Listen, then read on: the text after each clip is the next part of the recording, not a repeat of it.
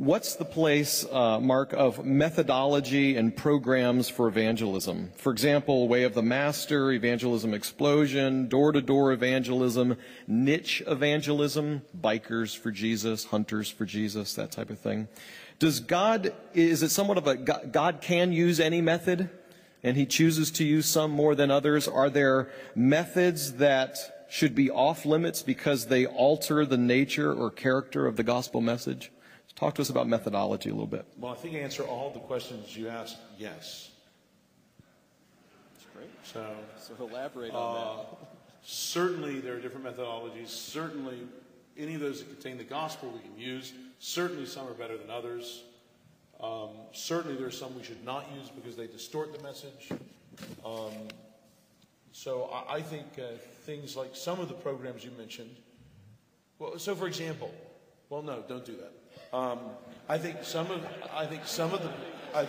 the programs that you mentioned, I will happily use and would use them as tools.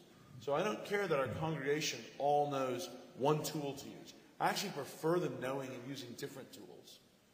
I would rather equip in several different ways so people see that the tool isn't the point, it's the message that you're communicating.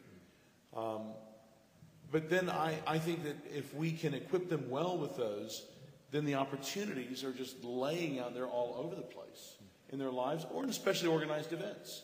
So while I think the homogeneous unit principle is absolutely terrible for a church and really cuts across Scripture, this idea that everyone in church should be a part of the same demographic group because that's most naturally attractive to non-Christians of that same demographic group. I think in terms of evangelism, that's fine. In terms of, if you want to have a Bikers for Jesus thing, super. It's not your church. But if you're trying to reach people that way, or people born on Thursdays, that's fine. I mean, whatever works. You know, in terms of getting people together, getting a non-Christian to identify with you on a non-sinful basis.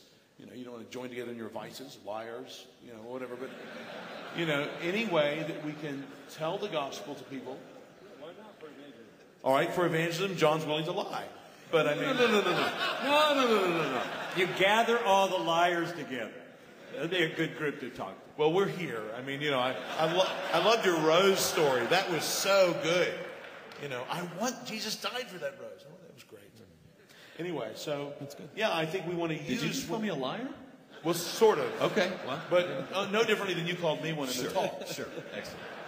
So I think we want to use those natural affinities the Lord has given us, but that's not the mature church. That's a way we have to make friends with a non-Christian and let them know about Jesus.